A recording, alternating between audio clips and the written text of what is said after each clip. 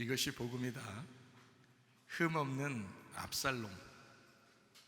사무엘하 14장 25절 말씀입니다. 온 이스라엘 가운데에서 압살롬같이 아름다움으로 크게 칭찬받는 자가 없었으니 그는 발바닥부터 정수리까지 흠이 없음이라. 아멘.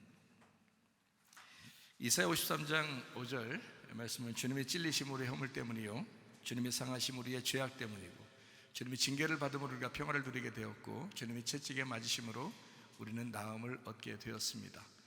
고린도서 6장 2절 말씀, 보라 지금 은혜 받을 만한 때요 보라 지금은 구원의 날이로다 그랬어요. 예수님 성령으로 잉태하시고 그리고 유월절 어린 양의 피로 이 땅에 오셔서 우리를 구원하셨습니다. 침례 받으실 때에 안수받음으로써 모든 죄가 넘어갔고 또 예수님이 이제 십자가 못 박혀 돌아가시기까지 3년 반 동안 주님의 일, 아버지의 일을 충실히 하셨는데 그러기 전에 광야에서 3가지 시험을 받으셨습니다. 그리고 예수님은 다 승리하셨고요 3년 반 일하시고 그리고 십자가 못 박혀 돌아가시면서 모든 사망까지 끝내셨습니다. 그리고 이제 부활 승천하셔서 우리에게 성령으로 함께 하셔요. 성령으로 함께 하신다고 하는 것은 예수님이 치료자가 되시고 구원자가 되시고 우리 회복자가 되시는데 특별히 우리와 함께 하시는 임마누엘 하시는 하나님이시다라는 것을 강조하는 것입니다. 성령으로 우리와 함께 하신다라고 하는 임마누엘 되신 하나님. 우리는 물과 성령으로 거듭나야 되는 것처럼 우리가 다시 태어나야 된다는 겁니다. 땅에서 태어났으면 하늘에서 다시 태어나야 된다, 그런 말이고요. 고린도전서 1장 10절 말씀에 보니까 같은 말을 하고 같은 생각, 같은 마음을 갖고 그리고 같은 판단력을 가지고 우리가 살아야 되는데 그게 공동체고 그게 교회예요. 교회는 그렇게 하셔야 합니다. 그래서 이 생각에서 이탈하거나 또는 같은 마음에서 이탈하는, 또 같은 말씀이 아니고 다른 말씀이 들어왔다든지 뭐 이러면 공동체가 더 어렵죠. 그래서 같은 말씀을 듣고 같은 말씀 안에서 마음으로 하나가 되고 같은 판단력을 가져야 공동체가 됩니다. 히브리 13장 8절 말씀, 예수는 그리스도시요 영원한 어제나 오늘 영원토록 들어가시다 그랬습니다. 예수님은 그리스도가 되십니다. 사도행전 4장 12절, 다른 이로서는 우리에게 구원받을 만한 이름을 주신 적이 없어서 예수 이름 외에는 구원자가 없어요. 그래서 예수님은 길이요 진리요 생명이 되신다 했으니까 예수님만 우리의 길이 되시고 진리가 되시고 생명, 구원자가 되십니다. 갈라디아서 2장 20절 말씀, 내가 사는 것은 육체 가운데 사는 것은 내 믿음이 아니라 아버지의 아들 하나님의 아들의 믿음으로 살아가는 것이다 라고 했습니다. 요한에서 4장 8절 말씀, 하나님은 사랑이라 그랬고 4장 16절 말씀에도 하나님이 우리를 사랑하는 사랑을 우리가 알고 믿었다. 하나님은 사랑이라, 사랑이 모든 것의 완성이니까 성경에 사랑 안에 거하는 자는 하나님 안에 거하고 하나님도 그 안에 거하신다 이렇게 되어 있습니다.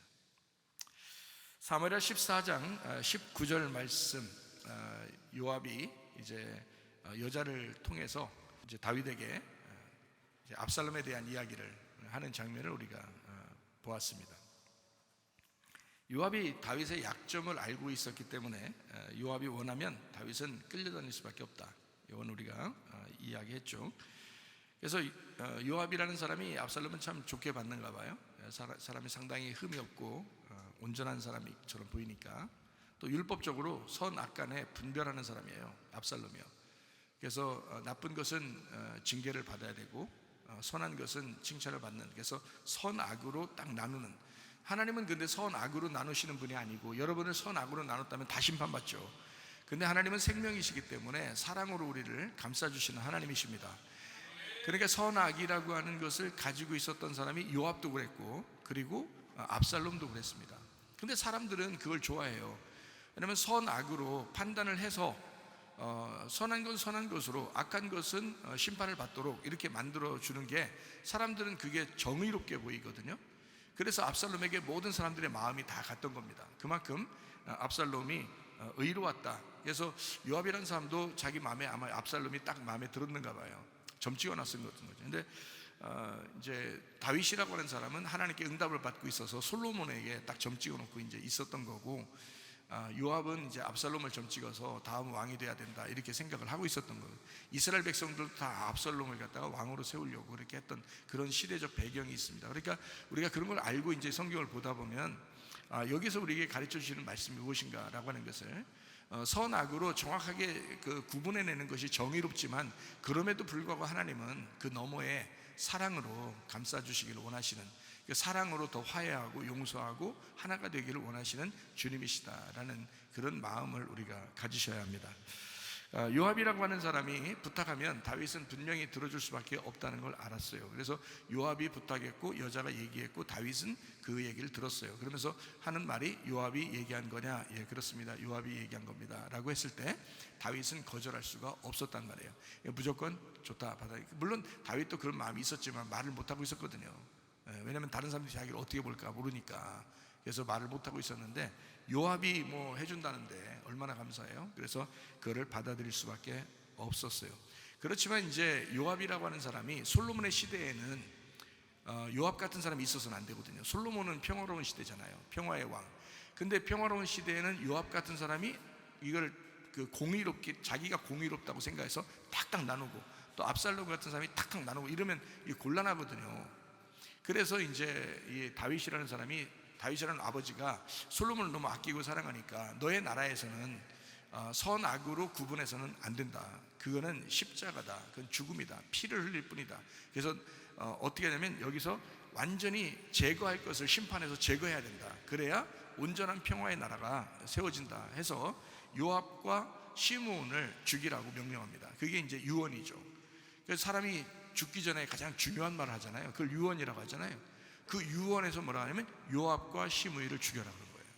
그러니까 굉장히 중요한 말을 한 거죠. 그게 얼마나 중요한 거냐면 나라가 튼튼히 서느냐 아니면 나라가 곤란하고 힘들어지느냐 하는 그런 차이란 말이에요. 그 정도로 중요한 이야기라고요. 그거를 다윗이 솔로몬에게 열왕기상 2장에 이제 솔로몬에게 유언을 하게 됩니다. 그리고 요압을 죽여라, 시므온을 죽여라. 그리고 바르실레라고 하는 사람에게는, 바르실레, 제가 이제 그 보니까 간판 이름도 그런 게 있다 그랬죠. 수선집이 바르실레 이름도 있고, 또 이제 우리 집사람이 점심 먹을 때 얘기한, 우리가 화장품 가게도 그 있다고 하더라고요. 화장품 가게도 바르실레 그 이름도 있다고 하더라고요. 어쨌든 뭐 참 좋은 이름이에요. 바르실레라는 이름이 좋아서 이렇게 칭찬받은 게 아니고 은총을 베풀어라 바르실레한테는. 왜냐하면 십자가를 지는 그 다윗의 마음에 너무 흡족하게 했다는 거죠. 다윗을 정말 잘해준 거예요. 그래서 다윗한테 한 거를 그대로, 솔로몬한테 한 건 아니죠. 다윗한테 한 건데 솔로몬한테 유언을 내립니다. 나한테 한 건데 네가 복을 내려줘라는 거예요, 이 바르실레. 그러니까 그 집안을 이렇게 좀 외면하지 마라. 나에게 이렇게 도움을 줬던 그런 바르실레를 늘 기억했으면 좋겠다는 그런 이야기를 하게 됩니다. 그러니까 우리도 지금 사는 것이 얼마나 중요한가. 앞으로의 인생에서 하나님께서 우리를 책임지실 때는, 우리 자손들을 책임질 때는 나의 어떠함을 보고 책임지시잖아요. 그러니까 얼마나 감사해요. 지금 여러분이 그렇게 사시는 것입니다. 요압과 시므이를 미워해서 죽이라고 했어요? 아니면 하나님의 어떤 의도를 가지고 그렇게 여기 성경책에 쓴 거라겠어요? 하나님의 의도를 가지고 이것을 쓴 겁니다. 그러니까 우리 마음 안에는 요압과 시므이 같은 마음이 있고요, 그리고 바르실레 같은 마음이 있단 말이에요. 그러니까 바르실레 같은 마음은 은총을 베풀어야 되고, 우리 마음에서 요압과 시므이 같은 마음은 제거해야 된다는 것입니다. 그것을 이제 우리에게 알려주죠. 그래야 솔로몬의 나라가 든든히 선다. 솔로몬의 나라가 든든히 선다. 솔로몬의 나라가 어떤 나라라고요? 솔로몬의 나라, 평화의 나라, 이게 되잖아요. 솔로몬의 나라가 든든히 서가, 평화의 나라가 든든히 서간다는 거죠. 그러니까 우리 마음이 평안하려면요, 요압과 시므이가 제거돼야 됩니다, 우리 속에서. 그리고 솔로몬같이, 바르실레같이 이렇게 사랑하는, 또 은총을 베푸는 그런 마음들이 우리 속에 있어야 합니다. 왜 그렇다고 했어요? 이사야 11장에 보니까 사자가 풀을 먹어야 되고 독사가 독이 빠져야 되는, 뱀이 독이 빠져야, 그래야 서로 하나가 되는, 어린아이와 같이 놀게 되고 사자가 다른 짐승들과 같이 놀게 되는 그런 시대, 그 천국, 그것이 오게 되려면 요압과 시므이가 빠져나가야 된다. 그런 독과 같은 그런 독 이빨이, 독이 있는 이빨이 빠져나가야 된다는 거예요. 그게 빠져야 서로 하나가 될 수 있다는 거죠. 여러분 속에도 그런 것을 다 빼버리시길 바랍니다. 이게 왜 그렇게 되면 자꾸 자기가 살아나서 그래요. 자기가 사니까 자기를 높이려고 하잖아요. 그러니까 자기를 높이려고 하니까 자기가 안 죽는 거야. 자기가 안 죽고 자기가 자꾸 높여지려고 하니까 하나가 안 되잖아요. 그러면 안 된다고. 그러니까 자기를 낮추고 자기를 죽이는 거야. 이제 그 말은 뭐냐면 뱀의 독을 빼라 이거야. 독 이빨을 빼버리라 이거야. 예. 그리고 사자가 고기를 탐하는 그런 이빨을 빼버리라는 거예요. 그래서 풀을 먹도록 하고 그렇게 하라는 거예요. 그래서 그러면 서로 하나가 될 수 있다는 겁니다. 자기를 죽이면 됩니다. 그게 해결되는 거거든요. 그래서 열왕기상 2장에 46절의 말씀에 보니까 여호야다의 아들 브나야에게 명령하며 그가 나가서 시므이를 치니, 이제 요압은 먼저 죽었어요. 그리고 시므이를 치니까 그가 죽은지라 이에 나라가 솔로몬의 손에 견고하여졌다, 이렇게 되어 있습니다. 솔로몬의 나라가, 평화의 나라가 아주 견고하게 되었다, 이런 이야기입니다. 여러분 안에도 평화가 이루어져야 되겠죠. 기쁨이 있어야 되겠죠. 그게 천국인데 뭐 한 번 인생 사는데 왜 괴롭게 살려고 그러죠? 그렇지 않아도 괴로운 일들이 많은데, 세상 기죠? 힘들고 괴로운 일도 많은데 우리 마음은 좀 평안하시면 좋겠다, 이 말입니다. 다윗의 잘못을 까발리려고 했던 그 율법의 두 사람 즉결 심판당했다. 이게 요압과 시므이란 말입니다. 그리고 은혜로 덮어주려고 했던 그 바르실레, 그 사람은 축복을 받게 되었다. 그러니까 하나님도 기억하시는 겁니다. 다윗이 기억하는 그 사람을 하나님도 기억하는 거예요. 여러분, 저도 여러분에게 교회에 충성하는 사람들을 저도 기억합니다. 제가 기억하는 그 사람을 하나님은 기억하시지 않겠느냐 이거야. 하나님도 제가 기억하는 그 사람을 제가 기억해서 보상해 주면 얼마나 보상해 주겠어요. 그러나 하나님이 기억하시면 여러분에게 큰 보상이 있게 될 줄로 믿습니다. 그게 교회에 대한 사랑이에요. 교회를 사랑하는 거, 지금 그리스도의 몸된 교회를 사랑하는 것만큼 지금 중요한 게 어디 있어요? 지금 시대에 가장 중요한 거, 이것만큼은 놓치지 말아야 된다는 그런 얘기죠. 그래서 사무엘하 19장에 바르실레에게 이제 축복을 하는, 좋은 나무는 어떻게 한다고요? 좋은 열매를 맺게 돼 있다고요. 나쁜 나무는 어떻게 된다고요? 나쁜 열매를 맺게 돼 있다고요. 그 나무가 어떠하냐에 따라서 열매는 자동적으로 나오게 돼 있습니다. 은혜의 나무는 생명이라는 복된 좋은 소식의 열매를 맺게 돼 있고, 선악을 아는 지식의 나무는 율법의 열매를 맺게 돼 있습니다. 그래서 선악 나무를 먹는 사람은 자기는 공의롭다고 생각하지만 그게 심판을 하게 된다는 거죠. 자기가 하나님도 아닌데 심판하게 된단 말이에요. 그걸 이제 마태복음 7장에서는 비판이라 이렇게 말한 겁니다. 비판하지 마라, 이렇게 한 거예요. 그건 하나님만 할 수 있으니까 비판하거나 판단하지 마라, 이게 심판이거든요. 그 심판하고 같은 단어입니다. 이게 비판하고 판단이라는 단어가 심판하고 같은 단어예요. 이거 하나님이 하시는 건데 왜 네가 하느냐 이거죠. 그래서 비판하고 판단하지 마라고 한 겁니다. 마태복음 7장 15절부터 20절까지 말씀을, 그러니까 거짓 선지자들을 삼가라. 양의 옷을 입고 너희에게 나오나 속에는 노략질하는 일이라.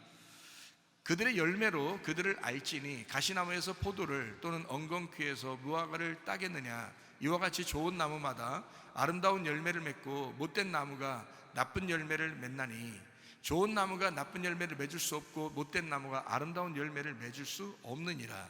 아름다운 열매를 맺지 아니하는 나무마다 찍혀 불에 던져지느니라 했습니다. 열매로 그 나무를 안다 그랬어요. 이 열매는 율법으로 억지로 맺는 게 아닙니다. 자동적으로 나와야 되는 거거든요. 여러분에게 자동적으로 나온다면 여러분 그런 나무입니다. 그러나 만약에 억지로 나온다, 그래서 억지로 나오다가 성질이 갑자기 막 난다, 억지로 나오다가 뭐 이건 아니야 이러면요, 그 열매가 어떤 열매인지 모르냐, 그 열매를 갖다 붙여놓은 거야. 테이프로 이렇게 잠깐 붙여놨다가 떨어진 거야. 그게 붙여놨다가 딴 사람이 볼 때는 저런 나무인가 봐 했는데 그게 떨어진 거야, 그 테이프가. 그래서 그 열매가 다른 사람이 볼 때 붙여 있었는데 어느 날 보니까 떨어진 거예요. 그렇지 않아요. 그렇게 하면 안 돼요. 자동적으로 계속 열매가 맺혀져야죠. 해가 가면 갈수록 계속 더 익어가는 그런 열매를 맺고 그래야 되죠. 그게 좋은 열매입니다. 믿음으로 구원받은 나무는 믿음의 구원을 증명하는 삶의 열매를 반드시 맺게 되어 있습니다. 여러분요. 그러니까 억지로가 아니죠. 가정에서나 교회에서나 억지로 하는 게 아닙니다. 성경에서의 주님은 믿음으로만 구원하는 나무입니다. 성경에서의 주님은요, 믿음으로만 구원받는다겠습니다. 근데 성경에서는 또 뭐라고 말하냐? 행함이 없는 믿음은 가짜다, 이렇게 말합니다. 그 행함이 없는 믿음, 그 행함이 뭐예요? 열매라는 것입니다.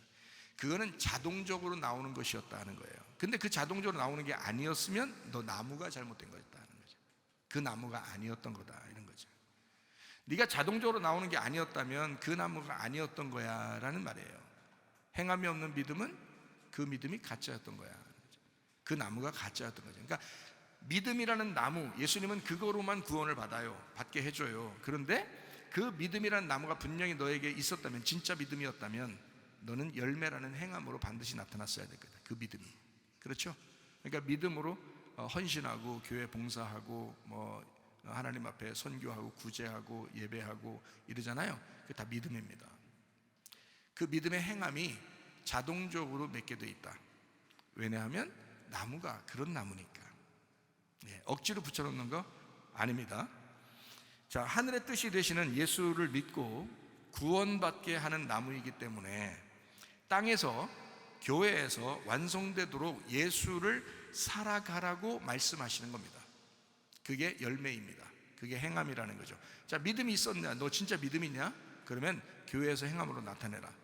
가정에서 행함으로 나타내라. 직장에서 행함으로 나타내라. 이거예요. 삶으로 나타나게 돼 있다. 예수를 알게 하는 나무는 예수를 전하게 돼 있거든요. 자, 빛을 안에 내가 품고 있으면 이 빛이 감추어질 수 있나요? 감춘다고? 그렇지 않아요. 이건 빛이라는 원래 용도가 밖으로 나가게 돼 있는 겁니다. 빛이라는 용도가. 그러니까 내가 빛을 품고 있었다면, 내가 예수를 진짜 알았다면, 내가 정말 믿음을 가지고 있었다면 그 믿음은, 그 예수님을 아는 것은, 그 빛은 반드시 나타나게 돼 있었다는 거죠. 가정에서나 직장에서나 교회에서나 여러분을 만나는 사람들이 그 빛을 발견하고 행복해지시기를 바랍니다. 그게 진짜 그리스도인이라는 거죠. 여러분의 남편이 아내 때문에 행복하고, 아내가 남편 때문에 행복하고, 부모 때문에 자녀가 행복하고, 자녀 때문에 부모가 행복하고, 성도 때문에 목사가 행복하고, 목사 때문에 성도가 행복한 그런 교회와 가정, 얼마나 아름답겠어요. 얼마나 기쁘겠냐고요. 그걸 천국이라고, 좋은 열매를 맺었다, 이렇게 너 진짜 좋은 나무였구나, 요거를 알게 된다는 거죠. 직장도 알바 가가지고 사장님한테 얼마나 착하게 잘했으면, 성실하게 얼마나 잘했으면 사장이 와가지고 자기 여기 교회 다니겠다고 이렇게 왔잖아요. 참 대단한 강사. 오늘도 식사하면서 얘기하잖아요, 저한테. 얘가요, 다른 건 몰라도 참 성실합니다, 이러더라고요. 나도 한마디 했죠. 교회에서 얘한테 못 시키면 믿을만 하더라, 이렇게 했죠.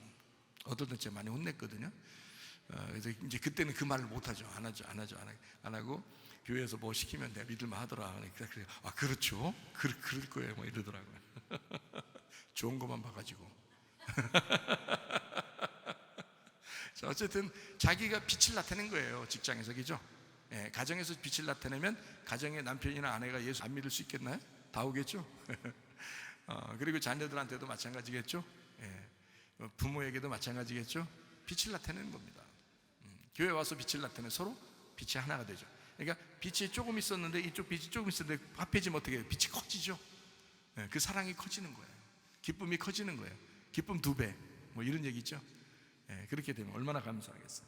진리의 나무인 예수 그리스도, 진리의 나무니까 예수님이 나무가 진리나무잖아요, 그죠? 진리의 나무. 성령님도 진리의 성령이라고 그러잖아요. 그럼 진리의 나무니까 뭐를 맺히겠어요? 뭐를 주시려고 하겠어요? 진리의 나무니까 뭘 주시겠어요? 자유를 주는 거죠. 진리를 알면 자유를 준다고 했잖아. 그러니까 주님은 우리를, 당신이 진리시니까 우리에게 항상 자유롭게 하려고 그러는 거예요. 억지로 하라는 게 아니에요. 교회 오면은 어떤 사람은 뭐 억지로 하는데, 그렇게 하지 말고 자유롭게 하셔야 돼. 자기 속에서 스스로 할 수 있어야 되는 거예요. 스스로 헌신하고 스스로 봉사하고, 그건지 아닌지 확인해야 돼, 자꾸. 나무가 진리의 나무면 반드시 열매는 자유롭게 나타나게 돼 있잖아요. 그죠? 억압이 아니라 자유롭게. 제가 예수님을 회개하기 전에 옛날에는 막 굉장히 예수님한테 잘 보이려고 했어요. 저도 열심히 해서 정말 잘 보이려고 또 해봤어요. 물론 죄도 많이 졌지만 이게 굉장히 잘해보려고도 했어요. 그런데요, 회개하고 은혜 받고 나니까 좀 자연스러운 거예요. 좀 자유스럽고 편한 거예요. 그냥 그 안에 살으려고 하니까, 그 품 안에 살으려고 하니까 기쁘더라고요. 그냥 행복하고 자유롭고 스스로 할 수 있겠더라, 이 말입니다. 그러니까 진리의 나무는 반드시 자유라는 열매를 우리에게 제공하시냐. 그래서 자유가 구원입니다, 여러분. 그러니까 구원받으면 반드시 자유로워야 돼요. 자유롭지 못하고 억압당했다, 이거 구원받은 거 아닙니다. 그 아직 율법에 있는 거잖아요. 율법에서 해방시켜 주려고 구원하려고 했는데 율법에 매여 있으면 그게 구원이에요? 그건 아니죠, 그죠? 그래서 율법에서 해방된 자유가 있는 구원을 받았다는 거예요. 진리에 남으니까 우리를 자유케 하고 구원을 주신다. 그런 진리의 자유는 우리를 율법에서 해방할 뿐만 아니라 영혼의 구원을 받게 한다는 거죠. 그리고 하나님의 사랑받는 아들이 되어서 살아가게 합니다. 그러니까 종으로 살아가는 게 아니에요. 저도 옛날에는 종으로 살 뻔했어요. 근데 은혜 받고서 제가 하나님의 아들로 살아가는구나 라는 것을 알게 돼서 아버지가 아들한테 어떻게 하는가를 이제 잘 생각하게 되고요. 나의 신랑 되신 예수님, 내가 아내로서 신랑 되신 예수님이 나를 얼마나 사랑하시는가를 제가 이제 경험하게 되고 또 이렇게 서로 사랑함으로써 가정에서도 제가 이제 알게 된 거죠. 이런 행복함이구나, 이런 자유로운 거구나, 이런 사랑이구나, 이거를 알게 된 거죠. 그래서 진리의 나무는 자유를 가져오고 그 자유는 구원을 가져온다. 그 구원이라고 하는 것은 가만히 우리를 억압하는 것이 아니라 우리를 해방할 뿐만 아니라 영혼의 구원을 가져오고 그리고 우리의 삶 가운데서 하나님의 사랑받는 아들이 되게 한다는 거죠. 종이 아닙니다. 아들이 되게 한다. 그러면 된 거예요. 아들 되면 끝난 거예요. 아버지의 아들 되면요, 제가 아버지 아들이잖아요. 그러면 끝난 거예요. 더 이상 뭐가 필요하겠어요? 제가 아버지 아들이잖아요. 그래도 그럼 끝난 거야. 그러면 하나님이 우리를 외면하시겠어? 일반 우리 사람들도 아버지의 아들이면 외면하지 않는데 하나님 아버지 우리 절대 외면하시는 분이 아닙니다.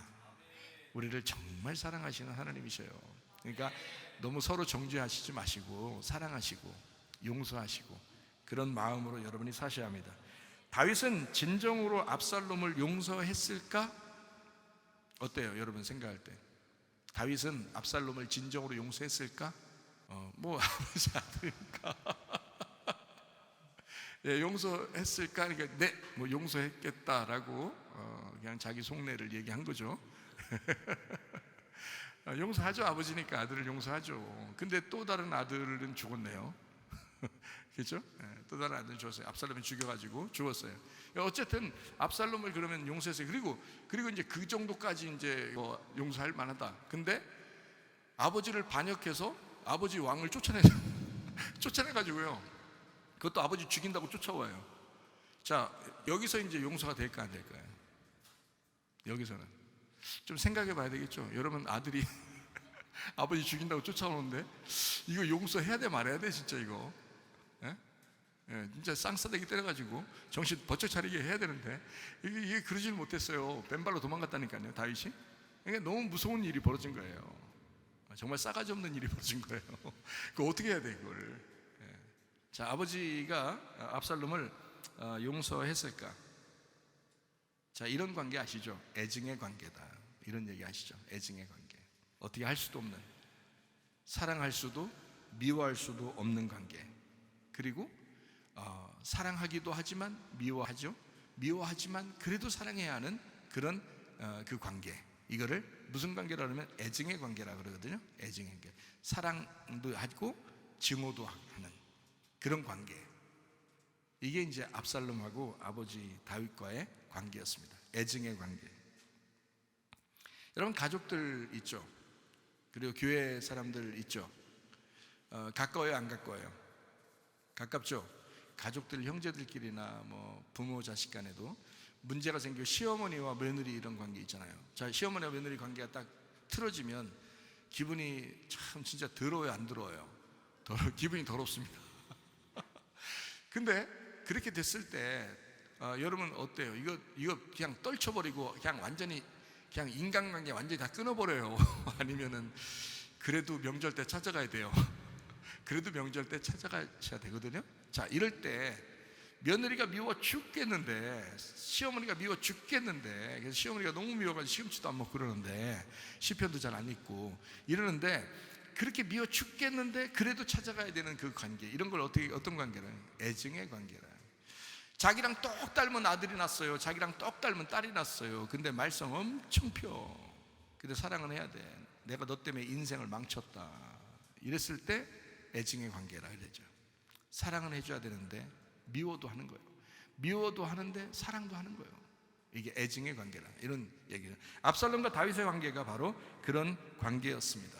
이거는 쉬운 관계가 아니죠. 가까운 관계일수록 그런 관계가 나타나는 거예요. 어떻게 할 수가 없는 관계, 그거를 가족 관계에서나 교회 식구들 관계, 이런 관계들이 많습니다. 가까우니까 그런 관계들이 있는 거예요. 멀리 있으면요 아예 끊어버리고 말아요.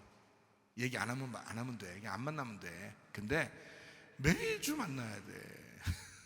매일 봐야 돼. 이러면요 진짜 이게 속에서 쉽지 않아요. 그게. 자, 진정한 용서할 수 있습니다. 진정한 용서는 하나됨입니다. 하나 됐을 때 진정한 용서가 됐다, 이렇게 보는 것입니다. 자기를 포기하면 가능하다 그랬죠. 성경은 끊임없이 우리에게 말씀합니다. 누가복음 9장 23절 말씀이요, 자기를 부인하고 자기 십자가를 지고 주님을 따르라, 이렇게 했습니다. 이거 매번 얘기해도 이게 잊어버려요. 잘 잊어버린다고요. 잘 잊어버린 사람 있어요. 그 사람 나이 먹을 때 조심하세요. 그러니까 이런 거 잊지 마세요. 한번 얘기하면 잊어버리지 말라고. 자기를 부인하고 십자가를 지고 주님 따라가라고요. 그냥 그렇게 할 마음만 가지면 다 그냥 그래 나 이거 어떻게든지 해결해야지 라는 그런 마음을 자꾸 갖게 된다고요. 자, 바울처럼 이렇게 한번 여러분이 고백하면 어떻겠습니까? 고린도전서 15장 31절 말씀이요, 나는 날마다 죽노라. 이거 바울의 고백이거든요. 여러분과 저의 고백 되길 바랍니다. 나는 날마다 죽노라. 죽으면 끝나는 거야. 죽으면 끝나는 거야. 그러면 가능한 거예요. 용서할 수 있습니다. 근데 죽지 않아서 그런 겁니다. 죽으면 다 용서할 수 있어요. 그렇잖아요. 자, 우리도 깊이 용서받아 사는 사람들입니다. 잘 생각해 보세요. 우리도요 용서하며 살아가야 합니다. 사랑하며 살아가야 합니다. 왜냐하면 우리도 사랑받았고 우리도 용서받은 사람들이기 때문에 그렇습니다. 자, 로마서 5장 10절 말씀이요, 곧 우리가 원수 되었을 때에, 이미 죄인이었고 원수 되었을 때에, 지옥 갈 수밖에 없을 때에 그의 아들의 죽으심으로 말미암아 하나님과 화목하게 되었은즉 화목된 자로서는 더욱 그의 살아나심으로 말미암아 구원을 받을 것이다. 날마다 새로워져야 된다. 우리가 원수 되었었던 사람들이었기 때문에 그렇습니다. 전적으로 예수 그리스도의 은혜 때문에 구원받은 사람들이거든요. 그러니까 용서하지 못할 사람 없고 사랑하지 못할 사람 없습니다. 자, 서로 원수 됐던 사람들이 있습니다. 마태복음 10장 36절 말씀이요, 사람의 원수가 자기 집안 식구리라. 그러니까 식구들끼리 싸우면 이게 쉽지 않다는 얘기예요. 성경에서도 이게 나타나는 거야. 이게 다른 사람 같으면 안 만나면 끝나, 상대 안 하면 끝나요. 근데 이거 먹고 상대 안 할 수도 없고, 이게 진짜 껄끄럽고, 이게 가장 가까운 사람들이 그렇거든요. 그러니까 사람의 원수가 자기 집안 식구리라라고 이렇게 말한 것은 무슨 말이에요? 뭐 때문에 이렇게 말한 거예요? 사람의 원수가 자기 집안 식구리라, 바로 너다 이 말이야. 네 원수는 너야 이 말이에요. 네 자기 집안 식구잖아. 네 집안이 뭔데? 너잖아. 네 집안이 너야. 그러니까 너의 원수는 너야 이 말이에요. 자, 주님 안에서 주님과 서로 이웃이 되었다. 자, 이웃은 누구라고요? 예수님입니다. 자, 집안 식구는 누구라고요? 나라고요. 이웃은 누구라고요? 예수님이라고요. 내 이웃이 와가지고 나를 위해 죽으신 거야. 자, 누가복음 10장에 36, 37절 말씀 봅니다. 네 생각에는 이 세 사람 중에 누가 강도 만난 자의 이웃이 되겠느냐? 이르되 자비를 베푼 자니이다. 예수께서 이르시되 가서 너도 이와 같이 하라 하시니라. 이웃 됐잖아요. 이웃된 사람, 예수님. 예수님처럼 살아라 그 말이에요. 그래서 율법의 완성은 이웃사랑이라는 거예요. 그게 로마서 13장 10절에 말씀하는 겁니다. 사랑은 율법의 완성이라는 거예요. 그러니까 제가 설교 시간마다 계속 사랑하라, 사랑 타령 많이 하죠. 사랑 타령 진짜. 이게 주님이 사랑 타령 하셨기 때문에 그래요. 성경이 사랑 타령하는 책이기 때문에 그렇습니다. 사랑 내 사랑아, 이게 성경책이에요. 이게. 그래서 율법의 완성이다. 이웃사랑이 율법의 완성이다. 누구를 사랑하는 얘기예요? 예수님을 사랑하면 율법이 완성되는 것이다 이 말이거든요. 그러면 예수님을 사랑한다는 말은 뭐예요? 내 남편도, 내 아내도, 내 부모도, 내 자녀도, 옆집 사람도 나의 이웃, 내 예수님이란 얘기야. 그러니까 예수님을 사랑하게 되면, 그를 예수님처럼 주님께 대하듯 예수님을 사랑하는 마음으로 그렇게 사랑하게 되면 너는 율법을 완성한 거다. 너는 율법을 완성한다. 그 율법 완성한다는 말이 다른 말로 뭐예요? 너 율법 안에서 죽은 거라는 거죠. 율법 안에서 죽었다면 예수님을 따라가는 사람이죠. 그죠? 예수님은 율법 안에서 죽었고 그는 사랑을 완성했잖아요. 그러니까 우리는 율법 안에서 나도 죽고 주님을 따라가는 제자가 되어야 되잖아요. 이해가 되시겠어요? 네. 그러니까 율법을 완성하는 건 나의 죽음입니다. 나의 죽음은 나의 십자가를 지는 것이다. 그것이 진정한 이웃사랑이다. 그것은 율법의 완성이 되는 거다. 참 놀라운 것입니다. 율법이 복음의 은혜로 하나 되어야 합니다. 선악과가 생명나무로 바뀌어야 합니다. 구약의 말씀 속에서 예수 그리스도의 생명이 발견되어야 합니다.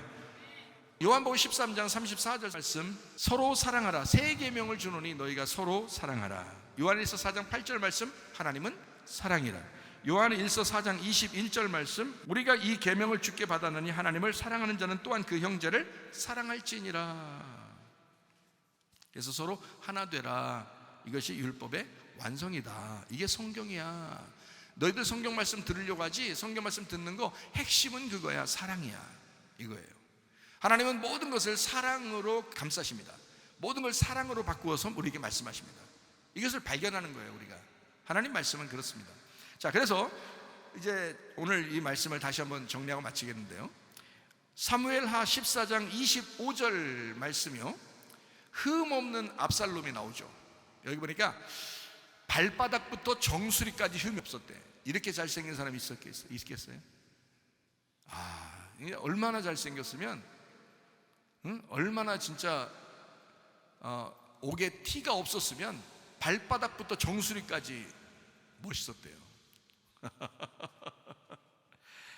이런 사람 보고 자기 남편 보고 뭐 자기 아내 보고 뭐 이런 식으로 하면 진짜 집에 들어가기도 싫고 뭐 이렇게 하면 안 돼요. 이런 사람이 성경에 나오는데 이 압살롬이 이런 사람이었어요. 압살롬.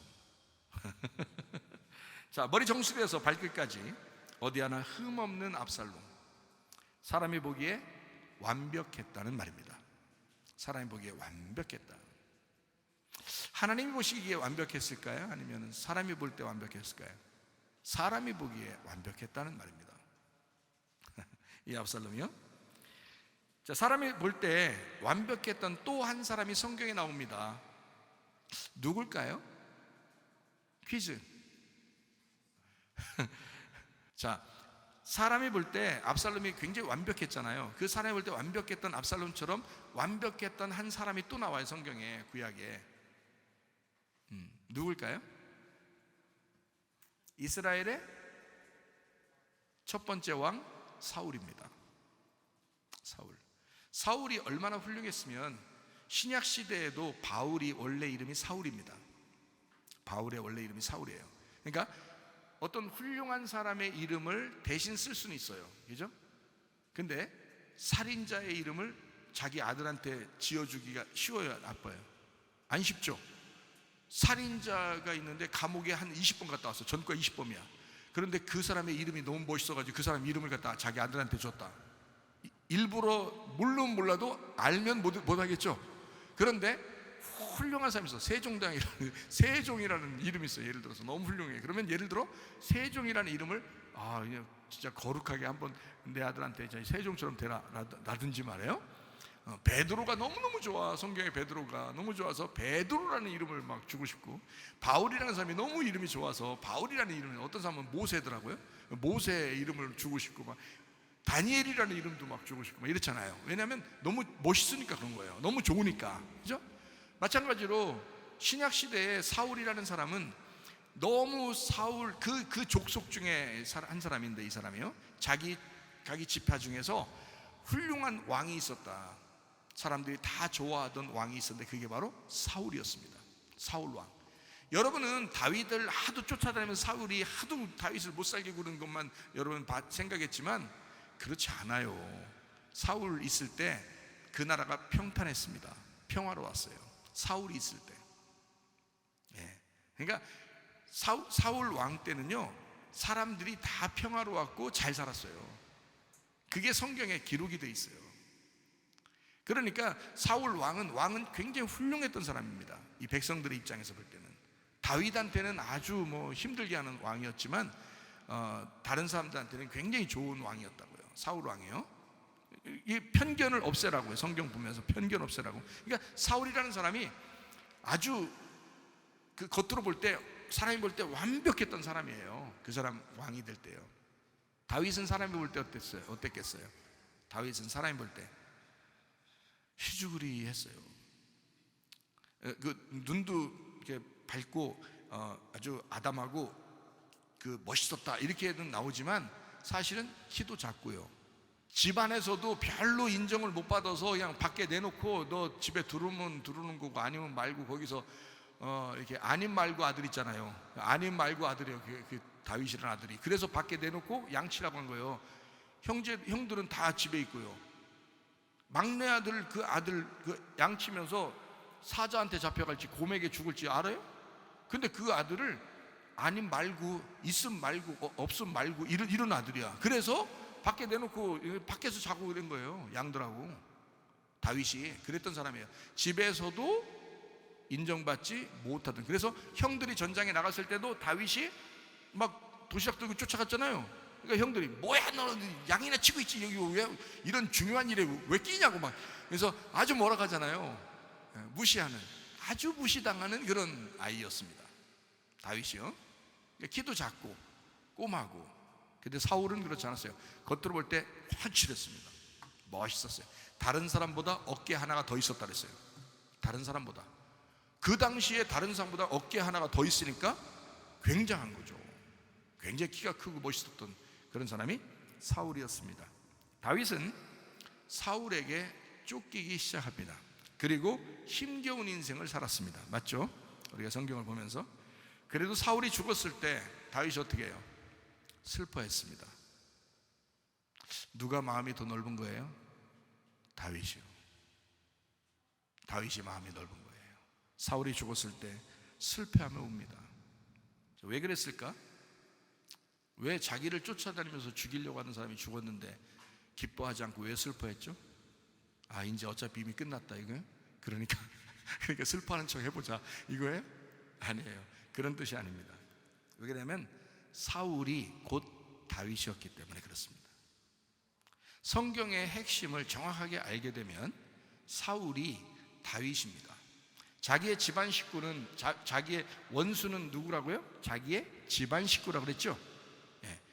자기와 같은 것이 자기의 원수가 되는 거예요. 이해가 되겠어요? 그래서 사울이 다윗이었음을 다윗은 알고 있었단 말이에요. 사울은 다윗이 자기라고 생각 안 했어요. 만약에 다윗이 자기라고 사울이 생각했다면 다윗이 나중에 왕이 될 것이다 라고 해도 질투나지 않겠죠. 자기라고 생각했으면. 그런데 그렇게 생각 안 한 거예요. 사울은 다윗을 자기라고 생각 안 했어요. 그래서 자꾸 죽이려고 한, 상대방인 줄 알고 자꾸 죽이려고 한 거예요. 그런데 다윗은 사울을 자기라고 생각했기 때문에 사울한테 쫓기면서도 사울을 그리워합니다. 참 놀랍죠. 관계라는 게 참 놀랍습니다. 사울이 죽기 전에 다윗이 왕이 될 수가 없죠. 왜냐하면 둘이 같은 거니까. 그래서 둘이 동시에 왕이 될 수는 없는 겁니다. 한쪽이 죽어야 왕이 되는 거예요. 그러니까 여러분 속에서도 자, 하나는 미움의 나라, 하나는 평화의 나라가 있어요. 그러면 한쪽이 죽어야 그 나라가 서는 거예요. 요압과 시므이가 죽으면 솔로몬이 왕이 되는 거고요. 솔로몬 왕이 되지 못하면 요압과 시므이가 득세해가지고 판을 친다고요. 그럼 여러분 속에서 미움이 죽어야 사랑이라는 용서가 나타나죠. 이 속에서 그게 왕이 되죠. 그 평화의 나라가 생겨난다고. 근데 평화의 나라가 생겨나지 못하도록 평화의 나라가 죽으면 여러분 속에서는 미움과 두려움과 불안과 괴로움이 계속 끊이지 않을 거예요. 그러니까 거기에 그 메인단 말이에요. 생각에. 그걸 무덤이라 그런다고요. 그래서 벗어나셔야 합니다. 네, 벗어나셔야 돼요. 진정으로 용서하고 진정으로 사랑하셔야 된다는 거예요. 네. 그러니까 저 상대방이 나를 힘들게 할 때는 저 사람과 내가 같은 거구나라는 걸 생각하는 거죠. 다윗은 그것을 생각했다는 거죠. 그래서 사울이 죽어야 다윗이 비로소 왕이 된다는 거예요. 사울이 죽어야. 그 죽을 때까지 기다리는 겁니다. 다윗은요. 다윗이 내가 왕이야 이제 한번 해보자 이렇게 안 합니다. 다윗은 절대 그렇게 안 해요. 계속 사울을 죽일 수 있는 기회가 두 번씩이나 있었는데도 안 죽여요. 사울, 다윗이요. 왜 그러냐면 사울과 다윗을 같이 본 겁니다. 저를 하나님이 세우신 왕이다. 그걸 인정했기 때문에 나중에 다윗이 왕이 됐어도 다른 사람이 감히 왕을 못하는 거예요. 왜냐하면 그런 왕이잖아요. 어떤 왕이냐면 하나님이 세우신 왕을 인정하는 왕이잖아. 무슨 얘기인지 아시겠어요? 그러니까 함부로 못하는 거예요. 다윗한테. 하나님이 다윗을 세웠잖아요. 왜냐하면 사울이 죽기 전에 자기가 왕을 뺏었으면 그러면 사람들도 어느 날 반역을 일으킬 수 있단 말이에요.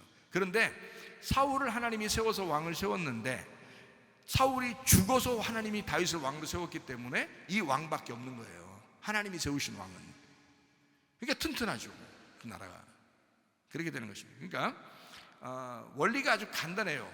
1대 왕이 죽으면 2대 왕이 등극하는 겁니다. 첫째 아담이 둘째 아담으로 와서 죽으면 영원한 왕이 돼서 마지막 왕이 된다, 이렇게 마지막 아담이 된다라고 하는 그 원리와 똑같습니다. 마찬가지 일이 여기 압살롬에게도 일어납니다.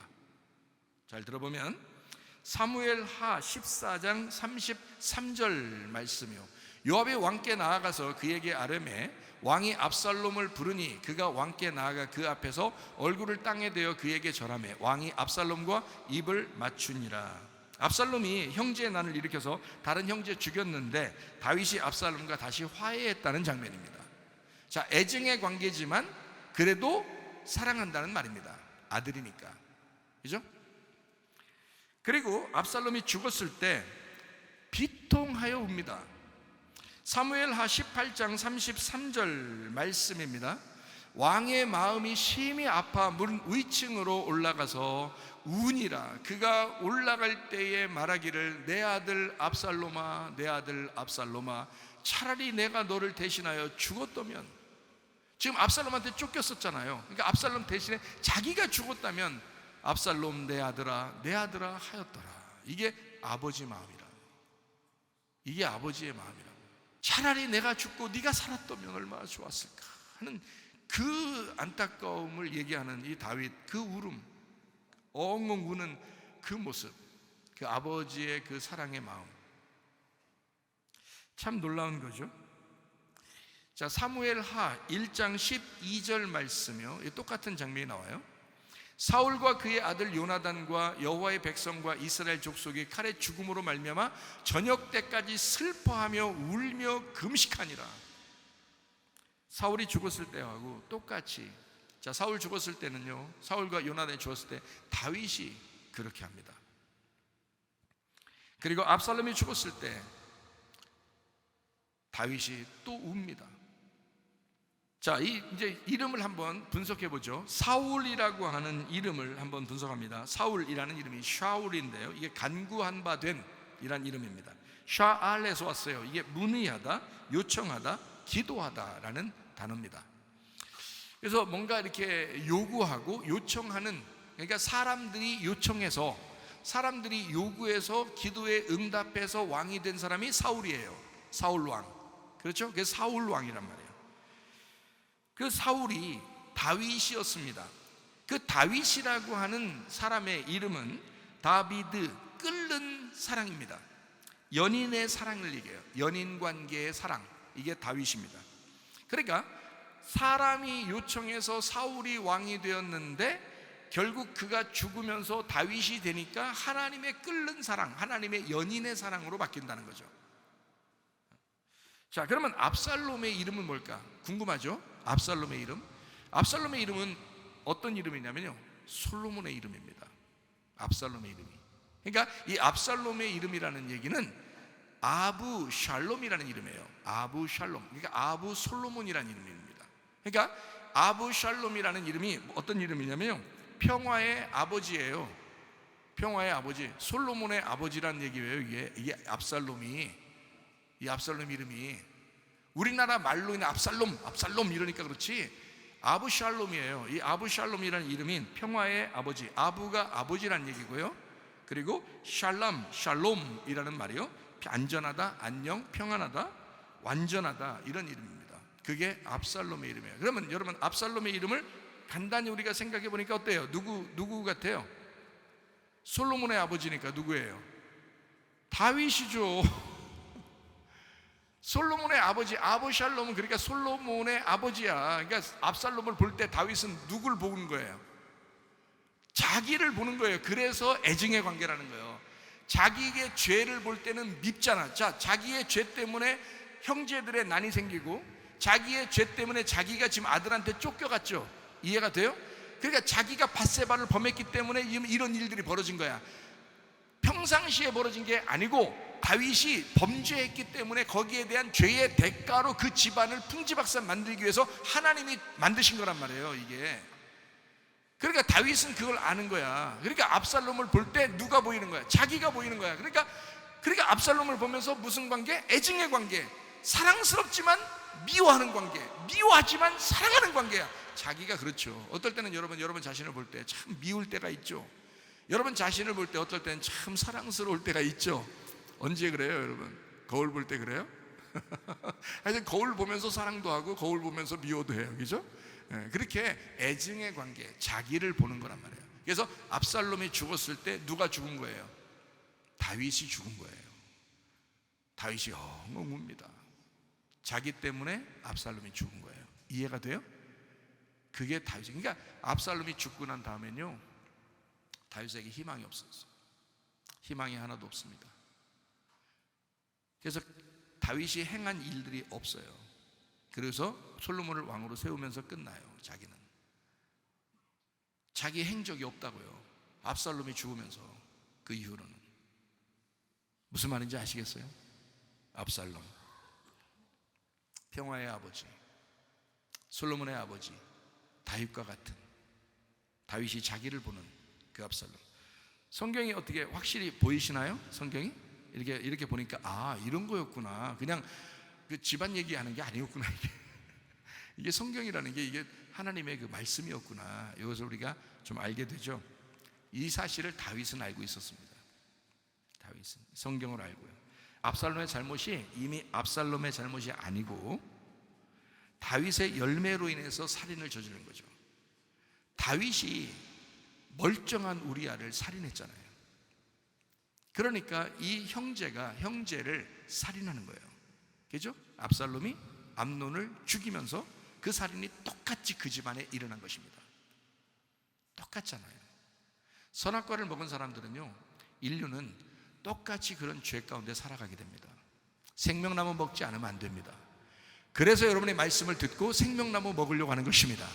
그래서 우리 교회에 와가지고 이 생명나무 되는 그 사랑의 말씀을 자꾸 먹으셔야 돼요. 이 사랑의 열매가 맺으셔야 돼. 그러니까 사랑의 나무가 되고 그 사랑의 열매를 맺고 살아가셔야 되는 거예요. 그렇지 않으면 똑같이 이 세상 사람과 똑같이 그런 죄를 질 수밖에 없는 사람들이, 그걸 또 공의롭다고, 그걸 정의롭다고, 자기는 잘못한 게 하나도 없다고 또 이게 주장하면서 산다고, 사람들이 그게 선악과인지도 모르고 그 비판하고 판단하고 그렇게 심판하는 게 자기가 하나님 되면서 그렇게 교만한 짓인지도 모르고 자기는 그렇게 살아간다고요. 그러면 안 된다고. 다윗은 알고 있었다고요. 자기 죄의 대가를 받았다고요. 다윗은 하나님이 사랑하니까 그러는 거예요. 죄의 대가를 받는 사람들은 이 세상에 조금 힘들게 살지 모르지만 그래도 하나님이 당신을 사랑하는 것입니다. 하나님은 그걸 통해서 그 후대에 왕권이 이어져 나가거든. 그 예수 그리스도가 나올 때까지 하나님은 이루어 나가시거든요. 그게 축복이라는 거죠. 그게 축복. 참 놀랍습니다. 다윗의 열매로 인해서 살인이 저질러졌어요. 다윗은 이것을 눈치채고 있었습니다. 그래서 다윗과 압살롬의 관계가 어떤 관계라고요? 애증의 관계라고요. 사랑하지만 증오하는 관계. 자기가 자기를 보는 거잖아요. 증오하지만 사랑하는 관계. 뗄래야 뗄 수 없는 관계. 그게 다윗과 압살롬의 관계입니다. 다윗은 압살롬을 사랑했을까 안 했을까요? 사랑했다니까요. 다윗은 압살롬을 사랑했다고요. 근데 압살롬을 가까이 하기엔 너무 먼 당신이야. 그래서 어떨 때는 멀리 했다고요. 그렇지만 사랑했다고요. 가까이 하기에는 너무 먼 당신. 근데 하나님 어떨까요?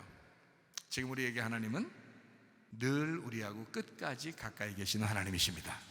그래서 우리와 함께 하신다고 하는 거예요. 임마누엘 되시는 하나님, 언제나 변함없이 사랑하시면서 우리와 함께 하시는 하나님.